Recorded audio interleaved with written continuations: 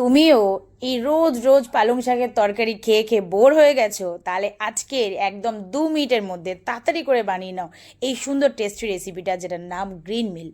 এখানে আমি স্পিনাচ আর ব্রকলিটাকে একেবারে বয়েল করে নিয়েছি, আর একটু ধনেপাতা দিয়ে স্পিনাচটাকে মিক্সিতে গ্রাইন্ড করে নিয়েছি।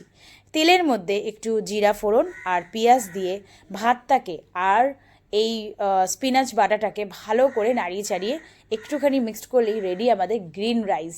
এটা কিন্তু প্রচণ্ড সুস্বাদু আর শরীরের জন্য প্রচণ্ড ভালো, একদম হেলদি। সবাই একটা জিনিস মনে রাখবে, এই শীতকালেই কিন্তু প্রচুর সবজি পাওয়া যায় যেগুলো আমাদের শরীরের জন্য খুব ইম্পর্টেন্ট, আয়রন ব্যালেন্স ঠিক রাখতে হেল্প করে।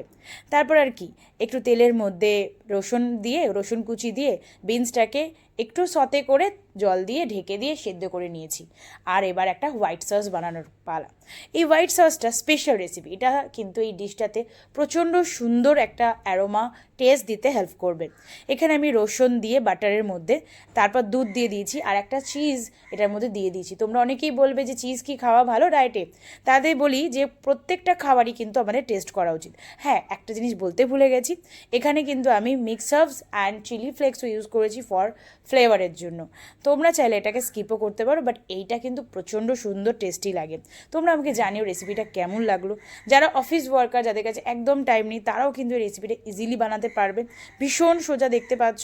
জাস্ট সবজিগুলোকে একটু সতে করে তার মধ্যে ওই হোয়াইট সসটা দিয়ে একটু ভালো করে নাড়াচাড়া করে আর একদম রাইসের সঙ্গে পরিবেশন করলেই একদম 2 মিনিটের মধ্যে টেস্টি হেলদি গ্রিন মিল তোমাদের জন্য একদম রেডি হয়ে যাবে। এই রেসিপিটা প্রচণ্ড হেলদি অ্যান্ড জাস্ট ডায়েটের জন্য কিন্তু প্রচণ্ড উপকারী।